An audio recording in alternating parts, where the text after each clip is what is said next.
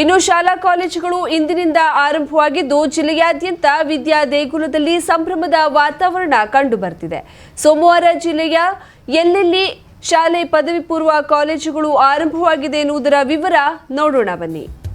ಗೋಕರ್ಣದ ಭದ್ರಕಾಳಿ ಸಂಯುಕ್ತ ಪದವಿ ಪೂರ್ವ ಕಾಲೇಜಿನಲ್ಲಿ ಸಕಲ ಸಿದ್ಧತೆಗಳೊಂದಿಗೆ ಪ್ರಾರಂಭವಾಗಿದ್ದು ಎಲ್ಲಾ ಕೊಠಡಿಗಳಿಗೆ ಸ್ಯಾನಿಟೈಸರ್ ಮಾಡಲಾಗಿದೆ. ಮಾಸ್ಕ್ ಧರಿಸಿ ಸಾಮಾಜಿಕ ಅಂತರದಲ್ಲಿ ವಿದ್ಯಾರ್ಥಿಗಳಿಗೆ ಕುಳಿತುಕೊಳ್ಳಲು ವ್ಯವಸ್ಥೆಯನ್ನ ಮಾಡಲಾಗಿದೆ. ಪಿಯುಸಿ ಮತ್ತು ಪ್ರೌಢಶಾಲಾ ವಿಭಾಗದ ತರಗತಿ ಪ್ರಾರಂಭವಾಗಿದ್ದು ತಳಿರು ತೋರಣದಿಂದ ಶೃಂಗರಿಸಲಾಗಿದ್ದು ಪ್ರೌಢಶಾಲೆ ಮುಖ್ಯೋಧ್ಯಾಪಕರು, ಕಾಲೇಜಿನ ಪ್ರಾಚಾರ್ಯರು, ಉಪನ್ಯಾಸಕರು ಶೈಕ್ಷಣಿಕ ತರಗತಿಗೆ ಮಕ್ಕಳನ್ನ ಸಂಭ್ರಮದಿಂದ ಸ್ವಾಗತಿಸಿದ್ದಾರೆ. ವಿದ್ಯಾರ್ಥಿಗಳಿಗೆ ಇಷ್ಟು ದಿನ ಆನ್ಲೈನ್ ತರಗತಿಗಳು ನಡೆಯುತ್ತಿತ್ತು. ಬಹಳ ಸಮಯ ಸಿಗ್ನಲ್ ಇತರೆ ಸಮಸ್ಯೆಯಿಂದ ಪಾಠ ಕೇಳಲು ಆಗ್ತಾ ಇರಲಿಲ್ಲ. ಆದ್ರೆ ಈ ತರಗತಿ ಪ್ರಾರಂಭವಾಗಿ ನೇರವಾಗಿ ನಮಗೆ ಪಾಠ ಮಾಡುತ್ತಿರೋದು ಸಂತಸ ತಂದಿದೆ ಎಂದು ವಿದ್ಯಾರ್ಥಿಗಳು ಅಭಿಪ್ರಾಯವನ್ನ ಪಟ್ಟಿದ್ದಾರೆ. ದಿನ ಆನ್ಲೈನ್ ಕ್ಲಾಸ್ ನಡೀತಾ ಇತ್ತು. ಇವತ್ತು ಕಾಲೇಜ್ ಸ್ಟಾರ್ಟ್ ಆಗಿದ್ದು ನಮಗೆಲ್ಲ ತುಂಬಾ ಖುಷಿ ಆಗ್ತಾ ಇದೆ. ನಮಗೆ ಮನೆಯಲ್ಲಿ ನೆಟ್ವರ್ಕ್ ಪ್ರಾಬ್ಲಮ್ ಸಿಗ್ತಾ ಇರಲಿಲ್ಲ. ಇಲ್ಲಿ ನಮಗೆ ಟೀಚರ್ ನೇರವಾಗಿ ಪಾಠ ಮಾಡೋಕ್ಕೆ ನಮಗೆ ತುಂಬಾ ಖುಷಿ ಆಗ್ತದೆ. ಇದರಂತೆ ಗೋಕರ್ಣದ ವಿವಿಧ ಸರ್ಕಾರಿ ಖಾಸಗಿ ಶಾಲಾ ಕಾಲೇಜಿನಲ್ಲಿ ಸಡಗರದಿಂದ ತರಗತಿಯನ್ನ ಪ್ರಾರಂಭಿಸಲಾಗಿದೆ. ಇನ್ನು ಅಂಕೋಲಾದಲ್ಲಿ ಶಾಲೆ ಆರಂಭಗೊಂಡಿದೆ. ವಿದ್ಯಾರ್ಥಿಗಳ ಮೊಗದಲ್ಲಿ ಮಂದಹಾಸ ಮೂಡಿದೆ.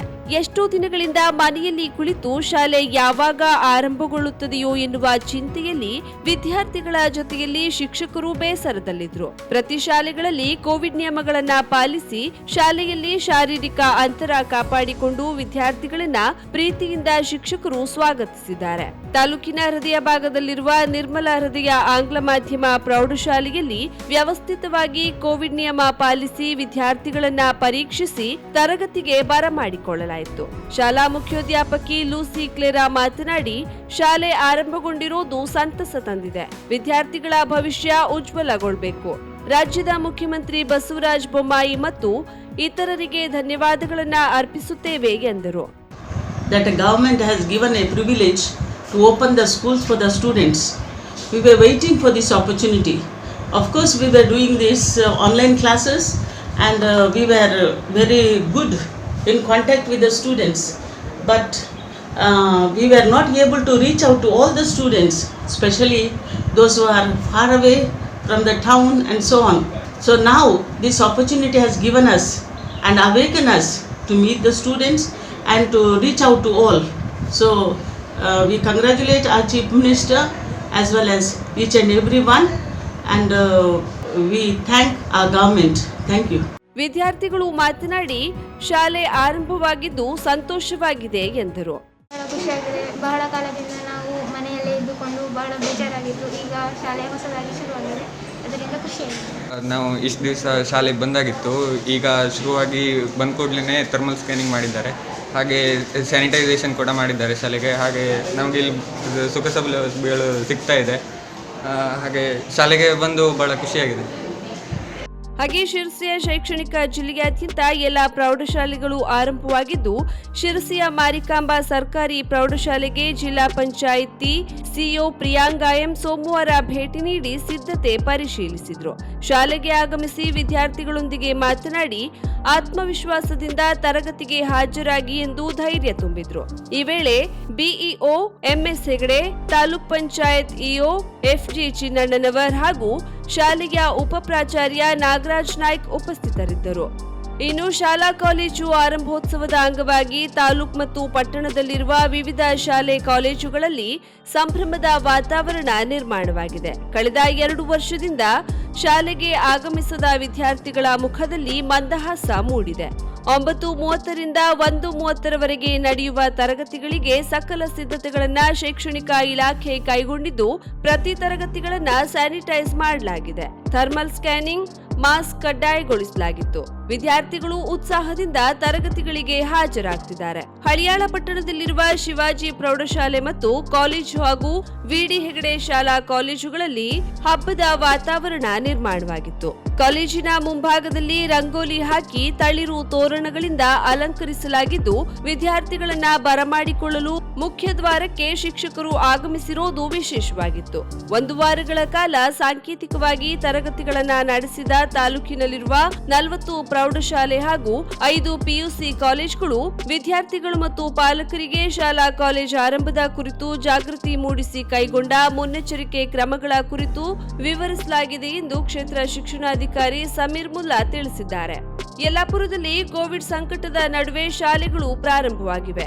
ಕೋವಿಡ್ 3ನೇ ಅಲೆಯ ಭೀತಿಯ ನಡುವೆ ಶಾಲೆಗಳನ್ನ ಪ್ರಾರಂಭಿಸುತ್ತಿದ್ದು ಕಟ್ಟುನಿಟ್ಟಿನ ಕ್ರಮಗಳನ್ನ ತೆಗೆದುಕೊಳ್ಳಲಾಗಿದೆ. ಈ ಕುರಿತು ಶಿಕ್ಷಕರು ಮತ್ತು ವಿದ್ಯಾರ್ಥಿಗಳು ತಮ್ಮ ಅನಿಸಿಕೆಯನ್ನ ಕರಾವಳಿ ಮುಂಜಾವು ಡಿಜಿಟಲ್ ಚಾನೆಲ್ ಬಳಿ ಹಂಚಿಕೊಂಡಿದ್ದಾರೆ. ಸರ್ಕಾರದ ಆದೇಶದಂತೆ ನಾವು ಸ್ಕೂಲನ್ನು ಓಪನ್ ಮಾಡಿದ್ದೀವಿ. ಅದಕ್ಕೆ ಪೂರ್ವ ತಯಾರಿಯಾಗಿ ಎಲ್ಲ ಕ್ಲಾಸ್ ರೂಮ್ಗಳನ್ನು ಸ್ಯಾನಿಟೈಸ್ ಮಾಡಿದ್ದೀವಿ.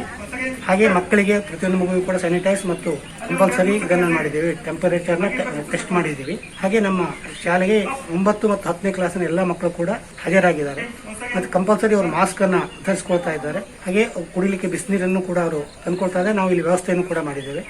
ಮಕ್ಕಳಿಗೆ ಕಲಿಕೆಗೆ ಬೇಕಾದಂಥ ಮುಂಜಾಗ್ರತಾ ಎಲ್ಲ ಕಾರ್ಯಕ್ರಮವನ್ನು ನಾವು ತೆಗೆದುಕೊಂಡಿದ್ದೀವಿ. ಮಕ್ಕಳಿಗೆ ಬೆಳಿಗ್ಗೆ ಒಂದು 10 ನಿಮಿಷ ವಾರ್ಮ್ ಅಪ್ ಕೂಡ ಮಾಡಿಸ್ತಾ ಇದ್ದೀವಿ.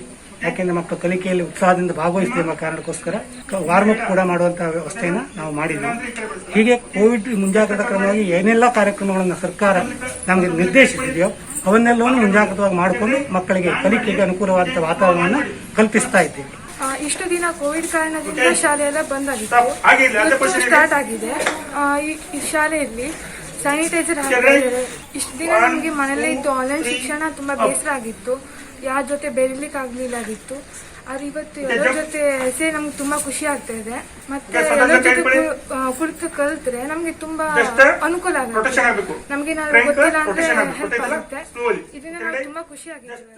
ಇನ್ನು ಮುಂಡಗೋಡದಲ್ಲಿ ಶಾಲಾ ಕಾಲೇಜುಗಳು ಆರಂಭವಾಗಿದ್ದು ವಿದ್ಯಾದೇಗುಲದಲ್ಲಿ ಸಂಭ್ರಮದ ವಾತಾವರಣ ಕಂಡು ಬರ್ತಿದೆ. ಪಟ್ಟಣದ ಸರ್ಕಾರಿ ಪದವಿ ಪೂರ್ವ ಕಾಲೇಜಿನಲ್ಲಿ ಸಕಲ ಸಿದ್ಧತೆಗಳೊಂದಿಗೆ ಪ್ರಾರಂಭವಾಗಿದ್ದು ಎಲ್ಲಾ ಕೊಠಡಿಗಳಿಗೆ ಸ್ಯಾನಿಟೈಸರ್ ಮಾಡಲಾಗಿದೆ. ಮಾಸ್ಕ್ ಧರಿಸಿ ಸಾಮಾಜಿಕ ಅಂತರದಲ್ಲಿ ವಿದ್ಯಾರ್ಥಿಗಳಿಗೆ ಕುಳಿತುಕೊಳ್ಳಲು ವ್ಯವಸ್ಥೆಯನ್ನ ಮಾಡಲಾಗಿದೆ.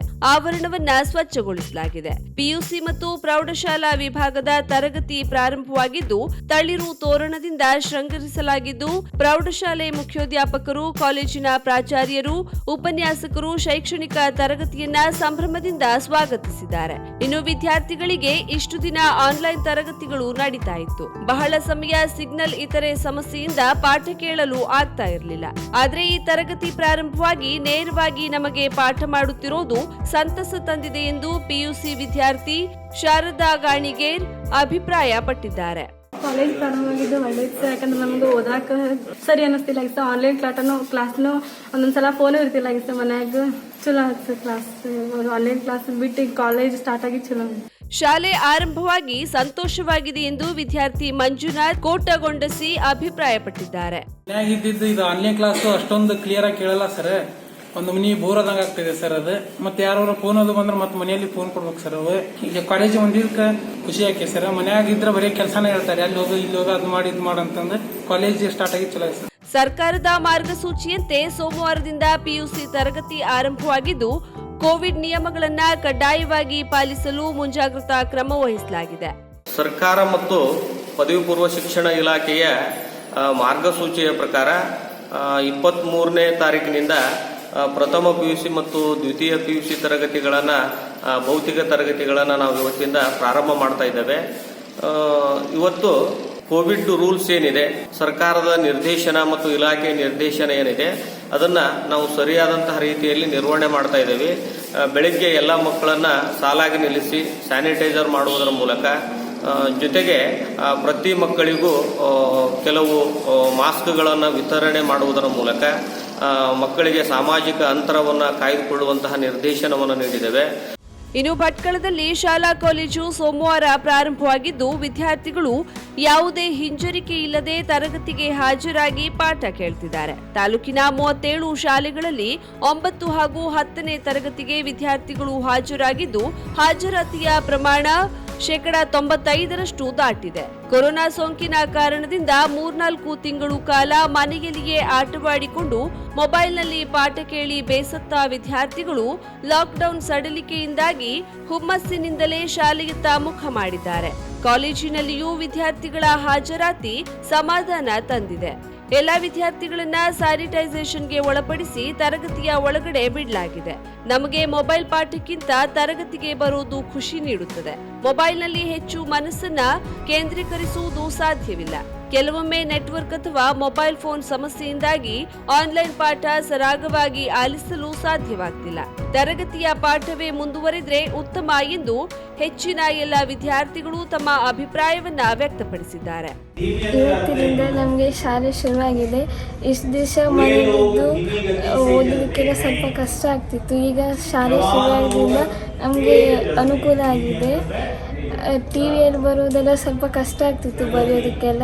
ಈಗ ಶಿಕ್ಷಕರು ನಮ್ಮ ಮಾರ್ಗದರ್ಶನ ಕೊಟ್ಕೊಳ್ಳಿ ಅದೆಲ್ಲ ಸರಿ ಆಗುತ್ತೆ ಬರೆಯೋದಕ್ಕೆಲ್ಲ. ಅದಕ್ಕೆ ನಂಗೆ ಶಾಲೆ ಬರೋಕ್ಕೆ ಖುಷಿ ಆಗ್ತದೆ. ಈ ವರ್ಷ ಕೋವಿಡ್-19 ಪ್ಯಾಂಡಮಿಕ್ಕಿಂದ ನಮಗೆ ಆನ್ಲೈನ್ ಕ್ಲಾಸ್ ಶುರು ಆಗಿತ್ತು. ಆದರೆ ಆನ್ಲೈನ್ ಕ್ಲಾಸ್ಗಿಂತ ಆಫ್ಲೈನ್ ಕ್ಲಾಸ್ ಜಾಸ್ತಿ ಚೆನ್ನಾಗಂತ ಅನಿಸ್ತದೆ ನನಗೆ. ಯಾಕಂದರೆ ಹಲವಾರು ಟಾಪಿಕ್ಸ್ ನಮಗೆ ಆಫ್ಲೈನ್ ಕ್ಲಾಸಲ್ಲಿ ಚೆನ್ನಾಗಿ ಗೊತ್ತಾಗ್ತದೆ. ಆನ್ಲೈನ್ ಕ್ಲಾಸಲ್ಲಿ ಹಲವಾರು ಡಿಸ್ಟ್ರಾಕ್ಷನ್ಸ್ಗಳು ಇರ್ತವೆ.